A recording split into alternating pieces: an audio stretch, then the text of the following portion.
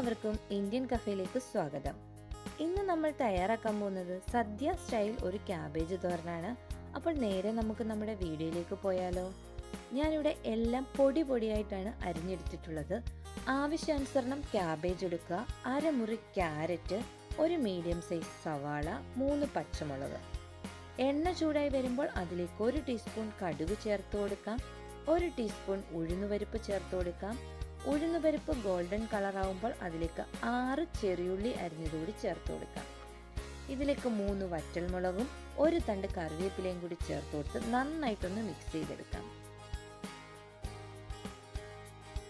ഇനി ഇതിലേക്ക് അരിഞ്ഞു വെച്ചിരിക്കുന്ന നമ്മുടെ ക്യാബേജും ക്യാരറ്റും സവാളയും പച്ചമുളകും കൂടെ ചേർത്ത് കൊടുക്കാം.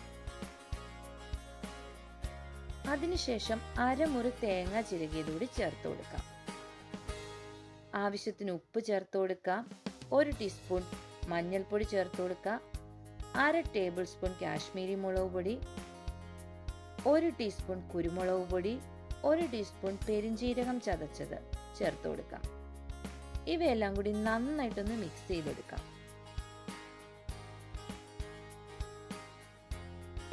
മിക്സ് ചെയ്തതിന് ശേഷം ഇതെല്ലാം ഒന്ന് പൊത്തി വെച്ച് ആവിയിൽ വേവിച്ചെടുക്കാം.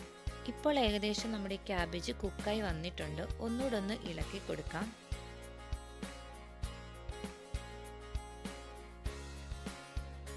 ഇനി ഒന്നുകൂടെ പൊത്തി വെച്ചൊരു 3 മിനിറ്റ് കൂടെ വേവിച്ചെടുക്കാം. ഇപ്പോൾ നമ്മുടെ ഈ ക്യാബേജ് നല്ല പെർഫെക്റ്റ് ആയിട്ട് കിട്ടിയിട്ടുണ്ട്.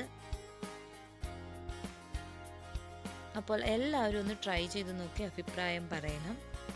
എൻ്റെ വീഡിയോ നിങ്ങൾക്ക് ഇഷ്ടമായെങ്കിൽ please subscribe and support me. Thank you for watching.